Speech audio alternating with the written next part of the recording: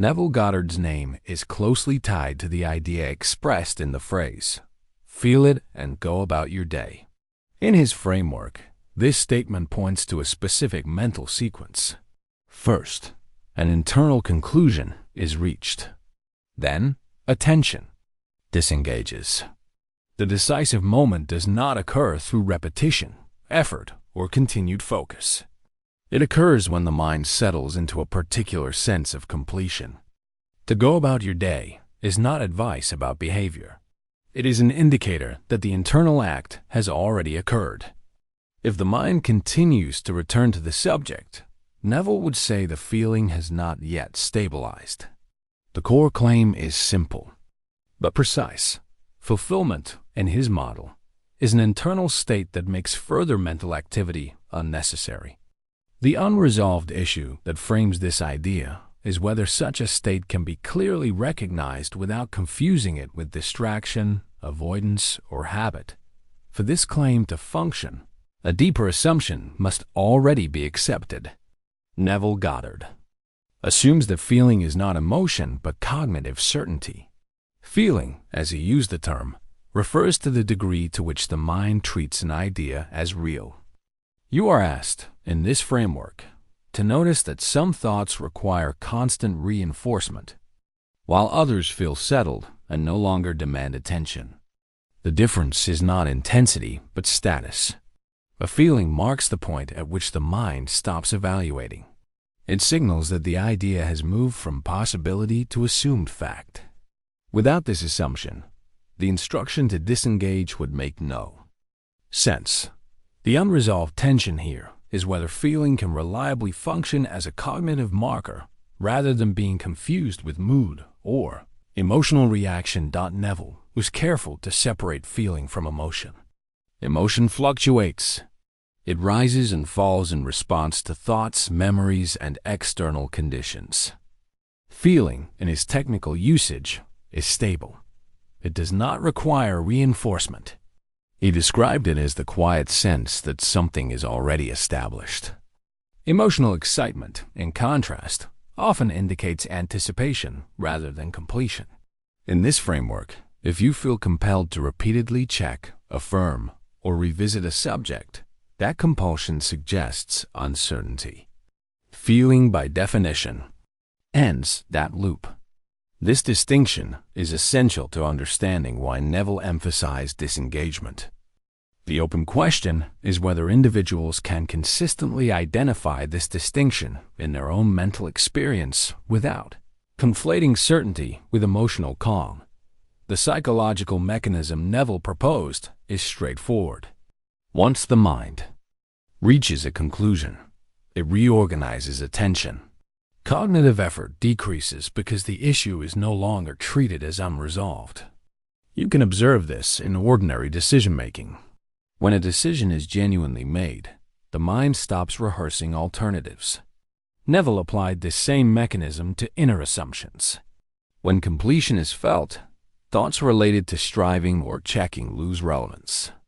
This is not described as suppressing thought. It is described as removing the reason for thought to continue.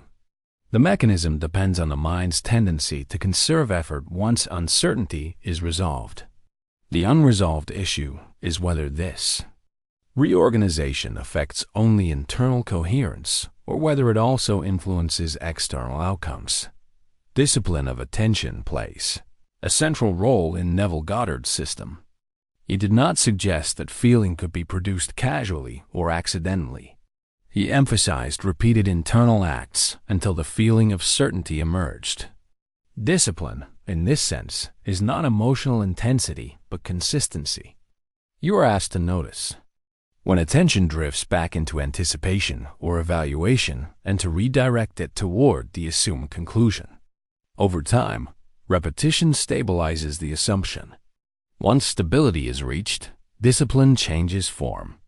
It becomes non-interference rather than active focus. The challenge here is whether attention can be trained to disengage without creating strain or resistance. The internal logic of causation in Neville's model follows from these elements. If feeling marks cognitive certainty, and cognitive certainty organizes perception. Then, inner state must precede experience in a meaningful way. Neville did not argue that external events are directly controlled. He argued that experience is filtered and interpreted through assumption. From this view, waiting signals an assumption of absence, while disengagement signals assumed completion. The model is internally consistent. Effort implies uncertainty, and uncertainty contradicts fulfillment. The unresolved tension is whether this logic describes causation itself or only the subjective experience of causation. Neville Goddard's ideas fit into a longer historical pattern. Across time, many philosophical systems have emphasized inner resolution as primary. Stoic thinkers focused on internal judgment rather than external control. Certain strands of idealist philosophy treated experience as inseparable from perception. Early psychological theories acknowledged that expectation shapes interpretation. Neville's contribution was to condense these ideas into a practical mental model centered on assumption and feeling. His work resonates because it addresses a recurring human concern: how inner life relates to external conditions. The open question is why such inner-first models continue to appear despite changes in scientific and cultural explanations. In this framework, perception is never neutral. Experience is always filtered through what the mind expects to encounter. When the feeling of completion is present, events are no longer interpreted as obstacles or delays.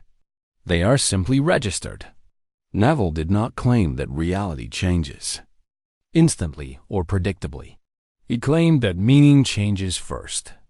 You are asked to observe how the same situation can feel unresolved or settled depending on internal stance.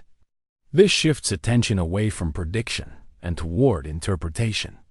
The unresolved question is whether changes in perception alone constitute meaningful change. Agency, as Neville understood it, is exercised internally. Responsibility lies in the selection of assumption rather than in managing outcomes. To go about your day reflects agency exercised through mental placement. Action may still occur, but it is not treated as the source of fulfillment. Instead, action follows the assumed state. This reframes responsibility as internal consistency rather than external control. The tension here is whether agency feels sufficient when it operates primarily at the level of assumption rather than visible effort. At its endpoint, Neville Goddard's model resolves into cognitive stillness. The mind is no longer rehearsing possibilities or monitoring progress. Feeling has completed its function. Attention has disengaged.